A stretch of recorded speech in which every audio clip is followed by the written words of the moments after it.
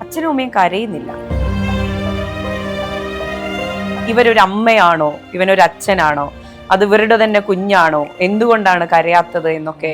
ഈ അടക്കത്തിനൊക്കെ ശേഷം നിങ്ങൾ ഈ പറയുന്നുണ്ടല്ലോ, അവരുടെ ബെഡ്റൂമിൽ അവർ മാത്രമാവുന്നൊരു നിമിഷം ഉണ്ടാവും. ആ അച്ഛനും അമ്മയും മാത്രമാവുന്നൊരു നിമിഷം. ആ കുഞ്ഞിനെ കിടത്തി ഉറക്കിയ കുഞ്ഞിന് തൊട്ടിൽ കെട്ടിയ ഹുക്കുള്ള കളിപ്പാട്ടങ്ങളുള്ള കുഞ്ഞാഭരണങ്ങളുള്ള കുഞ്ഞുടുപ്പുള്ള മുറിയിൽ ഒരു വിട്ട് കരഞ്ഞിട്ടുണ്ടാവും. എനിക്ക് ഒരു കുഞ്ഞാ പോയതെങ്കിൽ എനിക്ക് കിട്ടിയത് 5 കുഞ്ഞുങ്ങളാന്ന് പറയുന്നുണ്ട്. അപ്പൊ ആ അഭിമാനത്തിലാണ് അവരിയ്ക്കുന്നത്. ആ അച്ഛനും അമ്മയും എടുത്ത തീരുമാനമാണ് കൈയടിച്ച് പ്രോത്സാഹിപ്പിക്കുന്നത്. ഇനി ഇപ്പോ സ്വർഗമുണ്ടോ ഇല്ലയോ, പക്ഷെ അവരുടെ വിശ്വാസം എന്ന് പറയുന്നത് കുഞ്ഞ് സ്വർഗത്തിൽ പോയി എന്നാണ്. നഷ്ടം അവരുടെ മാത്രമാണ്. ഈ കമന്റ് ഇടുന്ന ഒരു അവന്മാരുടെയും അല്ല, അവരുടെ മാത്രം നഷ്ടമാണെന്നേ. ഇപ്പൊ മോഹൻലാലിനെ ട്രോളിയരോട് മോഹൻലാലിന്റെ മാത്രം നഷ്ടമാണ്. മോഹൻലാലിന്റെ അമ്മ നഷ്ടപ്പെട്ടത്, മോഹൻലാലിന്റെ സഹോദരൻ നഷ്ടപ്പെട്ടു. അത് മോഹൻലാലിന്റെ ഭാര്യയ്ക്കും മക്കൾക്കും പോലും അത് കണക്ട് ചെയ്യാൻ പറ്റില്ല. രോഹിതേട്ടാ, കഴിഞ്ഞ ദിവസം നമ്മൾ ഒരു ഏറ്റവും പ്രായം കുറഞ്ഞ ഒരു അവയവദാതാവിന്റെ കഥ കേട്ടിരുന്നു, ആലിൻ. അപ്പോൾ ആ കുഞ്ഞിന്റെ സംസ്കാര ചടങ്ങുകളുടെ വിഷ്വൽസ് എല്ലാം നമ്മൾ പല വിധത്തിലുള്ളത് കണ്ടിരുന്നു. വീണ ജോർജ് വരുന്നു, അതുപോലെ മുത്തശ്ശന്റെ വീഡിയോ, അതുപോലെ തന്നെ വൈറലായ വീഡിയോകളാണ് അച്ഛനും അമ്മയും അടുത്തിരിക്കുന്ന വീഡിയോ. അതിൽ ഏറ്റവും ശ്രദ്ധേയമായി കമന്റുകളിൽ എല്ലാവരും ചൂണ്ടിക്കാട്ടുന്ന കാര്യം എന്ന് പറയുന്നത് അച്ഛനും അമ്മയും കരയുന്നില്ല. പോരാത്തതിന് ക്രിസ്ത്യൻ ശവസംസ്കാര ചടങ്ങാണ്, പാട്ട് വെക്കുന്ന ഒരു രീതിയുണ്ട്. പാട്ടുകൾ എപ്പോഴും പാടിക്കൊണ്ടിരിക്കും, ബൈബിൾ വായിക്കും, അങ്ങനെയൊക്കെയാണ്. അപ്പോൾ ഈ പാട്ടിനൊപ്പം പാട്ട് പാടുന്ന അമ്മയും അച്ഛനെയുമാണ് കാണുന്നത്. എന്തുകൊണ്ടാണെന്നറിയില്ല, പക്ഷേ കമന്റ് സെക്ഷനിൽ ഇവരൊരു അമ്മയാണോ, ഇവനൊരു അച്ഛനാണോ, അത് ഇവരുടെ തന്നെ കുഞ്ഞാണോ, എന്തുകൊണ്ടാണ് കരയാത്തത് എന്നൊക്കെ ചോദിക്കുന്നുണ്ട്. എന്തുകൊണ്ടായിരിക്കും? ഇതിനു മുമ്പ് ഇത്തരത്തിൽ ഒരു സോഷ്യൽ മീഡിയയിൽ കുറേ കമന്റുകൾ വന്നൊരു സംഭവം മോഹൻലാലിൻ്റെ അമ്മ മരണപ്പെട്ടതുമായി ബന്ധപ്പെട്ടിട്ടാണ്. മോഹൻലാലിൻ്റെ അമ്മ മരണപ്പെട്ട സമയത്ത് ലാലേട്ടൻ വളരെ ഗൗരവത്തോടു കൂടി ഓരോ ആളുകളെയും സ്വീകരിക്കുന്നതും സംസാരിക്കുന്നതും അവരോട് തലകുലുക്കുന്നതുമായ ദൃശ്യങ്ങളൊക്കെ വെച്ചിട്ട് ഇയാൾക്ക് അമ്മയോടൊരു സ്നേഹമില്ല, അമ്മ മരിച്ചതിൽ ഒരു ദുഃഖവുമില്ല എന്ന തരത്തിലൊക്കെ പറയുന്നത് കേട്ടു. ഓരോ ആളുകളുടെയും മനസ്സിലുണ്ടാകുന്ന വികാരങ്ങളെ, അത് സങ്കടമാകട്ടെ, സന്തോഷമാകട്ടെ, സ്നേഹമാകട്ടെ, ദുഃഖമാകട്ടെ, എന്ത് തന്നെയായാലും അവയെ പുറത്തേക്ക് പറയുന്നത് പല രീതിയിലായിരിക്കും. ചിലർ പൊട്ടിക്കരയും, ചിലർ ഉള്ളിലൊതുക്കും, ചിലർ പുഞ്ചിരിച്ചുകൊണ്ട് നേരിടും, ചിലർ ദേഷ്യപ്പെട്ടുകൊണ്ട് നേരിടും. അങ്ങനെ പലതരത്തിലായിരിക്കും ഇതിനെ കൊണ്ടുപോകുന്നത്. ഇനി ഈ വിഷയം എടുക്കൂ. ഇത് എന്തുകൊണ്ടാണ് ഇത് സോഷ്യൽ മീഡിയയിൽ പോലും ചർച്ച ചെയ്യപ്പെടുന്നത്? കേവലം ഒരു കുട്ടി, ഒരു പിഞ്ചു കുഞ്ഞ് മരണപ്പെട്ടു, അവിടെ തീരേണ്ട ഒരു വാർത്തയാണ്. ആ കുട്ടിയുടെ ബന്ധുക്കൾക്കോ കുട്ടിയുടെ അയൽവാസികൾക്കോ ആ നാട്ടുകാർക്കോ മാത്രം സങ്കടക്കടലിലേക്ക്, അതും ഒരു 1-2 ദിവസം മാത്രം നിലനിൽക്കുന്ന സങ്കടത്തിലേക്ക് പോയി ആ കുട്ടിയുടെ മാതാപിതാക്കൾക്കും കുടുംബാംഗങ്ങൾക്കും, അതായത് ആ വീട്ടിൽ താമസിക്കുന്നവർക്കും മാത്രം തീരാ നോവായി മാറേണ്ടിയിരുന്ന ഒരു മരണമാണ് അല്ലേ? ഒരു കുട്ടിയുടെ മരണം, ഒരു ഒരു ഒരു ഒരു ഒരു വയസ്സിൽ താഴെ പ്രായമുള്ള ഒരു കുട്ടിയുടെ മരണം എത്ര പേരെ ബാധിക്കും? ചിന്തിച്ചു നോക്കണം. ആ കുട്ടിയുടെ മരണ ദിവസം അവിടേക്ക് എത്തുന്ന ഇവരുടെ ബന്ധുമിത്രാദികൾ, നാട്ടുകാർ, അതവർ ഈ മരണം കഴിഞ്ഞ് രാത്രി ചെന്ന് കിടക്കുമ്പോൾ വരെ ഒരു പക്ഷേ മനസ്സിലാ പിഞ്ചു കുഞ്ഞിൻ്റെ മരണപ്പെട്ട് കിടക്കുന്ന ദൃശ്യങ്ങൾ മനസ്സിലുണ്ടാവും. അതിനുശേഷം അവരത് മറന്നു. കാരണം എന്താ? ആ നാട്ടിൽ ആ കുഞ്ഞിനെ കുറിച്ച് ഓർക്കാൻ പ്രത്യേകിച്ചൊന്നും ഇല്ലല്ലോ. ഇപ്പോൾ ഒരു 18 വയസ്സുകാരനോ 20 വയസ്സുകാരനോ ജീവിച്ചിരിക്കുന്ന കാലത്തോളം ആ നാട്ടിൽ സഹകരിക്കുന്നത് പോലെ അവരെ ഓർമ്മപ്പെടുത്തുന്ന പല മൊമെൻറ്റുകൾ ഉണ്ടായിരിക്കും. അതുപോലെയൊന്നും അല്ലല്ലോ ഒരു പിഞ്ചു കുഞ്ഞ്, ആ വീട്ടിൽ മാത്രം ഉണ്ടായത് പിഞ്ചു കുഞ്ഞ് മരണപ്പെടുമ്പോൾ.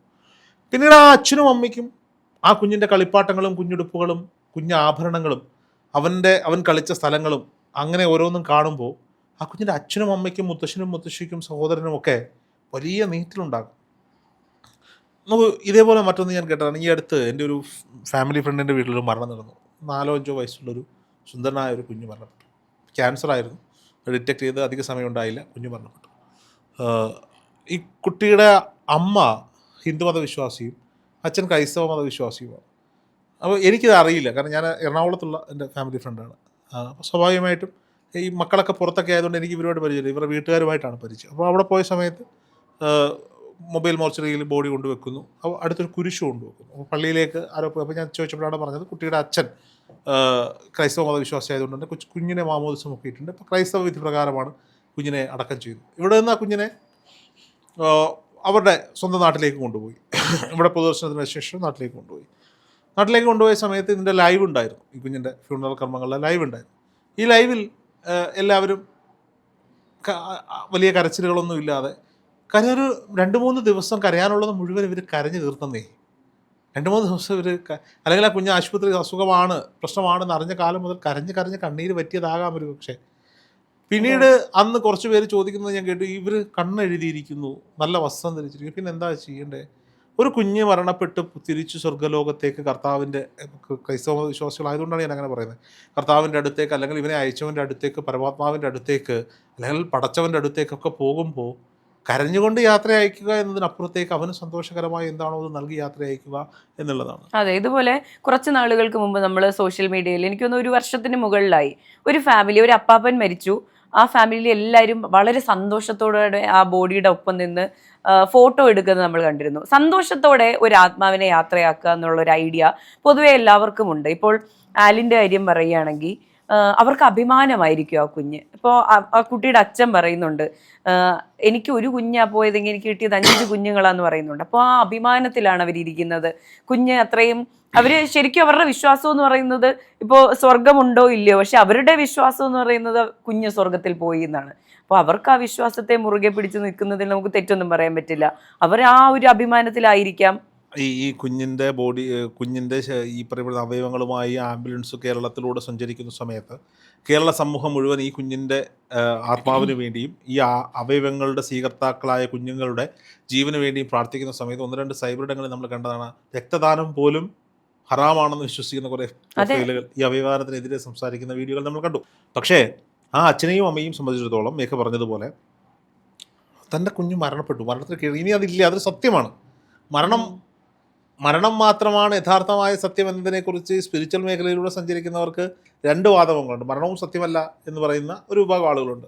കാര്യം, നമ്മുടെ മനുഷ്യ ശരീരത്തിനുള്ളിലെ ഒരു എനർജി, ആ എനർജിയാണല്ലോ നമ്മളെ കൊണ്ട് ചിന്തിപ്പിക്കുന്നത്, ആഹാരം കഴിപ്പിക്കുന്നത്, സംസാരിപ്പിക്കുന്നത്, നേരെ നിർത്തുന്നത്, കാണിച്ചു തരുന്നത്, ശ്വസിക്കാൻ സാധിക്കുന്നത്, സംസാരിക്കാൻ സാധിക്കുന്നത്, അങ്ങനെ തലമുടി മുതൽ കാൽപാദത്തിലെ കാൽനഖം വരെ എടുത്താൽ ഇതിലെല്ലാം ആ എനർജി സർക്കുലേറ്റ് ചെയ്തിരിക്കുന്നു.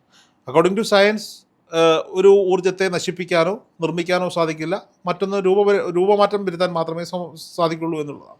അപ്പോൾ ഒരാൾ മരണപ്പെടുക, ആ മരണമെന്ന് പറഞ്ഞാൽ നമുക്കുള്ളിലെ ശ്വാസം നിലയ്ക്കുന്നതാണ്. അതായത് നമുക്കുള്ളിലെ ആത്മാവ് പുറത്തേക്ക് പോകുന്നുണ്ട്. ശ്വാസത്തെ വേണമെങ്കിൽ ആത്മാവെന്ന് വിളിച്ചാൽ ആത്മാവ് പുറത്തേക്ക്. അപ്പോൾ അതൊരു എനർജിയാണ്. ഈ എനർജി മറ്റൊന്നായി രൂപാന്തരം പ്രാപിക്കണം. അത് നരനായോ നരിയായോ പുഴുവായോ പൂവായോ എങ്ങനെ വേണമെങ്കിലും രൂപാന്തരം പ്രാപിക്കാം. അപ്പം സ്വാഭാവികമായും ഒരാൾ മരണപ്പെട്ട് കഴിയുമ്പോൾ അയാളുടെ ആത്മാവ് അവിടെ നിന്ന് പോവുകയാണ്. അപ്പോൾ പിന്നീടുള്ളത് ആ ഫിസിക്കൽ ബോഡി മാത്രമാണ്. ഫിസിക്കൽ ബോഡി എന്താണ്? പഞ്ചഭൂതങ്ങളാൽ നിർമ്മിതമായ മനുഷ്യ ശരീരം. അതുകൊണ്ട് പിന്നെ ഒന്നുമില്ല, അത് പഞ്ചഭൂതങ്ങളിൽ ലയിപ്പിക്കാനേ പറ്റൂ. ക്രിസ്ത്യൻ മതവിശ്വാസികളാണെങ്കിൽ മണ്ണിലേക്ക്, ഇസ്ലാം മതവിശ്വാസികളാണെങ്കിലും മണ്ണിലേക്ക്, ഹൈന്ദവരിൽ കൂടുതൽ പേരും അഗ്നിയിലേക്ക്, ചിലരെങ്കിലും ജലസമാധിയിലേക്ക്, ജലത്തിലൊഴുക്കി കളയുന്ന രീതികളിലേക്ക്. മറ്റ് ചില ആളുകളൊക്കെ ഉണ്ട്, പരുന്തിനെ കഴുകനെ കൊണ്ട് കുത്തിപ്പിച്ച് തിന്നുന്ന ചില വിഭാഗങ്ങളൊക്കെ ഉണ്ട്. അപ്പോൾ എന്തോ ആയിക്കോട്ടെ, അങ്ങനെ നശിച്ചു പോകേണ്ടുന്ന വെറും മാംസപിണ്ഡം ബോഡിയാണ്. നോക്കൂ മേഘ, ഒരാൾ മരണപ്പെട്ടു, എക്സ് എന്ന് പറഞ്ഞ ഒരാൾ മരണപ്പെട്ടു. എക്സ് മരണപ്പെട്ടാൽ അയാളുടെ ആശുപത്രിയിൽ നിന്ന് വീട്ടിലേക്ക് പോവുകയാണ്. അപ്പോൾ മേഘയുടെ അയൽവാസിയാണ് എക്സ് എന്ന് വെക്കൂ. മേഘ എന്തായിരിക്കും അമ്മയോട് വിളിച്ച് ചോദിക്കുക? ബോഡി എടുത്തു എന്ന് ചോദിക്കും. യെസ്. പിന്നീട് അത് ബോഡിയാണ്, എക്സ് അല്ല.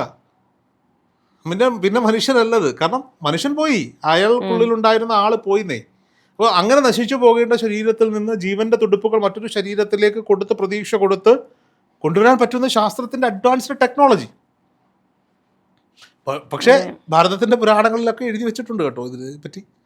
അതവിടെ നിൽക്കട്ടെ, അത് ഭയങ്കര ചർച്ചാ വിഷയമാണ്. ചർച്ച ചെയ്ത് പോകണമെങ്കിൽ ഒരുപാട് കാര്യങ്ങളെ നമ്മൾ റെഫർ ചെയ്യേണ്ടി വരും. എന്ത് തന്നെയായാലും അങ്ങനെ ഒരു സംവിധാനത്തിൽ നിൽക്കുന്ന ഒന്ന് അതവിടെ സംഭവിക്കുകയാണ്. അപ്പോൾ തൻ്റെ കുഞ്ഞു ജനിച്ചത് തന്നെ എന്തിനെന്നറിയാത്ത ആണ് പല കുഞ്ഞുങ്ങളും മരണപ്പെടുമ്പോൾ ആ ബോഡി ആളുകൾ ദഹിപ്പിച്ച് കളയുന്നത് അല്ലേ? എന്തിനാണ് ഈ കുട്ടി ജനിച്ചത്, എന്തിനാണ് ഞങ്ങളെ അല്ല, ആ കുട്ടിയുടെ നിയോഗമായിരുന്നു മറ്റൊരു കുട്ടിയുടെ കുടുംബത്തിൻ്റെ കണ്ണീരൊപ്പുക, ആ കുട്ടിക്ക് ജീവൻ നൽകുക എന്നുള്ളത്. അതിനെ അങ്ങനെ കണ്ടാൽ മതി. അപ്പോൾ അവർ വളരെ ആ കുഞ്ഞൊരിക്കലും അമ്മ കരയുന്നത് ഇഷ്ടപ്പെടുവോ, അച്ഛൻ കരയുന്നത് ഇഷ്ടപ്പെടുവോ? ഇല്ല. നമുക്ക് പണ്ട് എൻ്റെ ഒരു കസിൻ എന്ന് വെച്ചാൽ അമ്മയുടെ സഹോദരിയുടെ മകൻ ജനിച്ചു. ജന്മനാ കുട്ടിക്ക് കണ്ണിന് ചെറിയ പ്രശ്നങ്ങളുണ്ടായിരുന്നു. ഒരു 56-ാമത്തെ ദിവസമായപ്പോൾ ഈ കണ്ണിന് ഓപ്പറേഷൻ ചെയ്യണം, തിമിരമാണ്. അപ്പം ഇത് ആ പ്രായത്തിൽ ചെയ്യാൻ പറ്റും, പിന്നീട് ചെയ്യാൻ പറ്റില്ല. അപ്പം എൻ്റെ മൂത്ത അമ്മാവൻ എന്നോട് വിളിച്ചു പറഞ്ഞു, നീ ഒന്ന് തിരുവനന്തപുരം വരെ പോകണം, അവരുടെ കൂടെ നിൽക്കണം എന്ന് പറഞ്ഞ് ഞാൻ അവിടെ പോയി. ഞങ്ങൾ രാവിലെ ഫുഡ് കഴിക്കാനൊക്കെ കുഞ്ഞൊക്കെ ആയിട്ട് പോയി ചിരിച്ച് കളിച്ച് കുഞ്ഞിനെ ഓപ്പറേഷൻ തിയേറ്ററിലേക്ക് കൊണ്ടുപോയിട്ട് പിന്നെ ആ കുഞ്ഞിൻ്റെ ബോഡിയാണ് ഞങ്ങളുടെ കയ്യിലേക്ക് കിട്ടുന്നത്. ആ ഒരു അവസ്ഥയുണ്ട്. അപ്പോൾ തുണിയിൽ പൊതിഞ്ഞ ഞങ്ങൾ ചിരിപ്പിച്ച് കളിപ്പിച്ച് അങ്ങോട്ട് കൊടുത്തു വിട്ടു. കാരണം പ്രൊസീജിയേഴ്സിൻ്റെ ഇടയിൽ കുട്ടിയുടെ ഹാർട്ടിന് കംപ്ലൈൻ്റ് ആയിട്ട് കണ്ണാശുപത്രിയിൽ വെച്ച് കുഞ്ഞ് മരണപ്പെടും. 56 വയസ്സേ ഉള്ളൂ, 56 ദിവസം. അപ്പോൾ ആലോചിച്ചു എന്തുണ്ടാവും.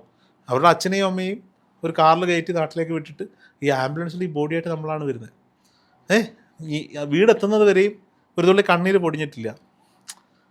അപ്പോൾ ഉണ്ടാവുന്ന ഒരു മരവിപ്പാണ്. അതെ, ഈ കുഞ്ഞിൻ്റെ ബോഡിയുമായി വീട്ടിലേക്ക് ആംബുലൻസ് എത്തുന്നു, ബോഡി അവിടെ ആളുകളെടുത്ത് ഒരുക്കിയിട്ടിരുന്ന ടേബിളിൽ കിടത്തുന്നു. കാരണം ഒപ്പം തന്നെ അടക്കം ചെയ്യണം, പിഞ്ചു കുഞ്ഞാണല്ലോ. അപ്പോൾ ജസ്റ്റ് ഒരു പൊതുദർശനം, നിറയെ ആളുകൾ, കാരണം നമ്മുടെ വലിയ കുടുംബമാണ്, നാടുമായി അത്രയും സഹകരിക്കുന്ന ആളുകളാണ്, രാഷ്ട്രീയ പ്രവർത്തനത്തിലുണ്ട്, സാമൂഹ്യ പ്രവർത്തനത്തിലൊക്കെ നിൽക്കുന്ന ആളുകളുണ്ട്, അമ്മമാരൊക്കെ ഉണ്ട്. അപ്പോൾ എല്ലാവരും ഇവരുടെ എല്ലാ സുഹൃത്ത് വലയം അവിടെ വന്ന് നിൽക്കുകയാണ്.